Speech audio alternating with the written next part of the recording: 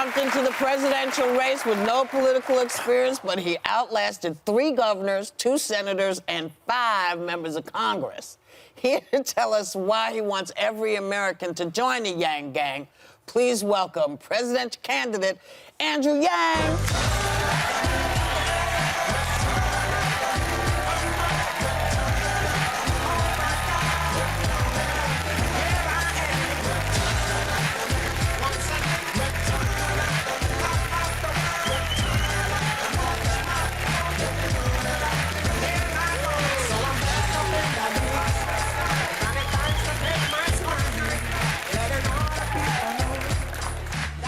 Welcome back. It's great to be back. Thanks for having me. Good to see you, man. Of course. Plus, my wife is backstage, and she's a big fan, so this is a thrill. Well, she's coming on after you. Yeah, she's not just backstage. She'll be joining us on the panel. But before she comes out, we got to get to Iran, because that is really the issue that the world is talking about. And you want the job of president of this country, one of the main issues you would be dealing with.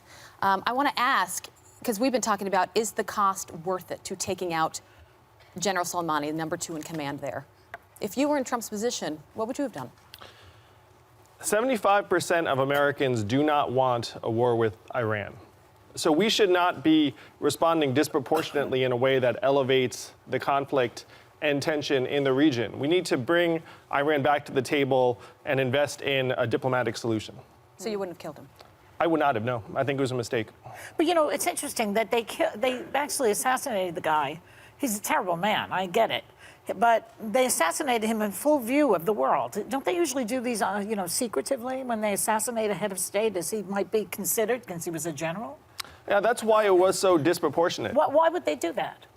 Well, the story seems to be that a number of options were presented to President Trump, and he chose the most dramatic option that even the military leaders would never have expected him to choose. Does that help him in some way?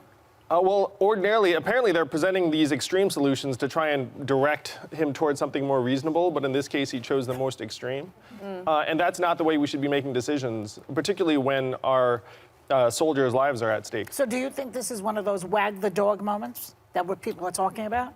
Well, I certainly hope he would never have made this. You know what that means, right? Where you start a war to distract? Yeah, go ahead. I certainly hope he would never have made this kind of decision for political goals. I think it was a mistake, and hopefully we can pull Iran back from the brink and, again, bring everyone to the table. All right.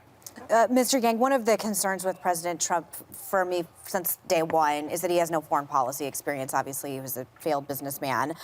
You also you're a successful businessman. You're a businessman, but you don't have foreign policy experience. And given that it seems that tensions are rising, or at least it's been escalated, how do you think the American people can trust another businessman? I think Americans are looking for a commander-in-chief with the right temperament, judgment, and values.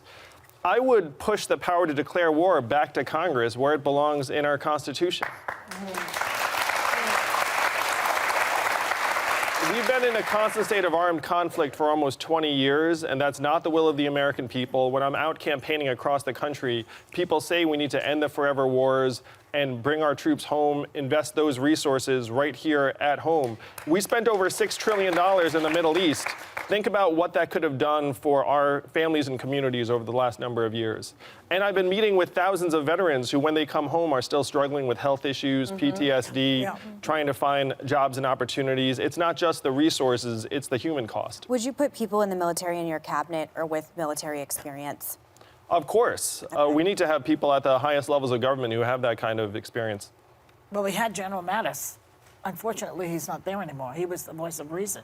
And what he said was that if you invest more in diplomacy, you have to spend less on ammunition, and that's exactly where we should be heading. That's right. He did say that. He did say that. So I mentioned at the beginning that you have outlasted many Washington insiders running for the nomination, yet somehow you're not getting the same kind of coverage. Are you okay with that? Is it easier to do what you need to do outside of the glare of people saying, well, why isn't he here when he should be here? Or this one's here and you're not here and you're the... Is it just easier to just do what you're doing? Because people seem to hear what you're saying. They're asking smart questions, and they don't seem to have the same distaste for you as a candidate as I've seen, with so many others. Well, the fact is Americans have been looking for some kind of change for years now. And it's not just this past cycle with Trump and Sanders, it's even Barack Obama's victory in '08. We can recognize that our politicians and our government in D.C. are years behind the curve in terms of addressing the real challenges that we're seeing around us every day. And that's one reason why I'm doing so well. It's certainly not that the media has been fueling my rise, though full credit to you all, because you all have been an exception to this. I've been incredibly grateful for being able to come here on the show. Well, your Like all the fundraising numbers candidates. alone, Yeah. you should be treated in the same capacity. I think you only raised $9 million less than Joe Biden. I mean, I do think the hashtag Yang Blackout is something that was real, but I am a numbers guy, I agree. Our numbers congratulations. polling But a little low. the media keeps talking about the lack of diversity in the Democratic field, and you were the only person of color who was, just give me a second, that were qualified for the last debate. Is being an Asian man not diverse enough for the media? I don't understand why you're completely excluded from this.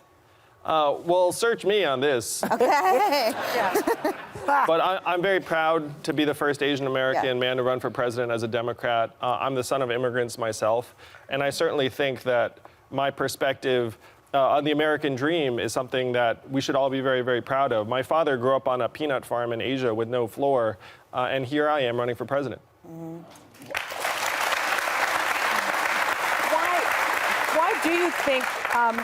Why do you think, given the fact that you have raised so much money, that your number, that you're still, and you are the most diverse candidate that has raised this much money, still in the race, why your polling numbers are still low?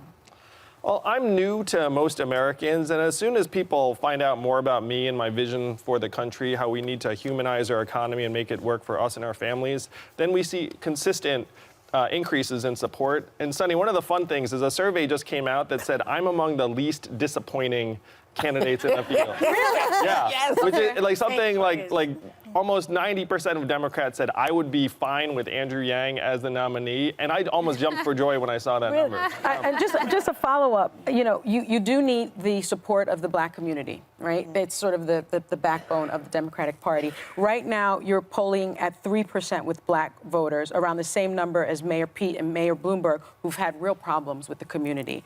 How do you turn that number around? How do you raise that number? I need to spend more time introducing myself and the campaign to black voters and voters of color. My centerpiece, this freedom dividend, is based upon a proposal that Martin Luther King championed and was fighting for when he was killed in 1968. I had the privilege of sitting with Dr. King's son in Atlanta, and he said this was the vision that his father was fighting for. So as soon as I get that message out to more black voters, I believe my poll numbers will shoot up. Give the message now, then. Sure. We have to make the economy work for us, for you, for your families. And the best way to do that is to put money directly into your hands. Dr. King championed a guaranteed minimum income for all Americans, and that is exactly what I'm fighting for. A dividend of $1,000 a month for every American from the age of 18 until the day you die. This would remake our economy around us and our families. How is that going to help us? Explain. How's that going to help, or how does it work? Well, both. both. I mean, how does Where'd you get the money explain from? You threw it out Amazon. there. What is it going to do? So What's it going to do? Whoopi's not wrong. So we have $1 trillion tech company, Amazon, that's paying zero in taxes, less than everyone here in this room and everyone watching this at home. And Maybe the whole Amazon's, country put together. Amazon's closing 30% of our stores and malls. Yeah. Most common job in the country is retail clerk. Average retail clerk's a 39-year-old woman making between $8 and $10 an hour. So if we get Amazon to pay its fair share, and Google, and Facebook, and Uber, and Apple, we can generate hundreds of billions in new revenue, put it into our hands, So you're similar and to build a Elizabeth trickle-up Warren in many economy. ways, because she wants to take money from the very wealthy. He wants to Same take it from idea. tech, He wants to take it from I want to take it from tech, and the main distinction tech. between me and Elizabeth is I just want to give the money to us, because I think that we are better able to solve our own Versus problems versus government. Directly. Directly. Okay. Yeah. So, don't tighten up. Come back quick. We're coming back with more with Andrew Yang and his wife, Evelyn.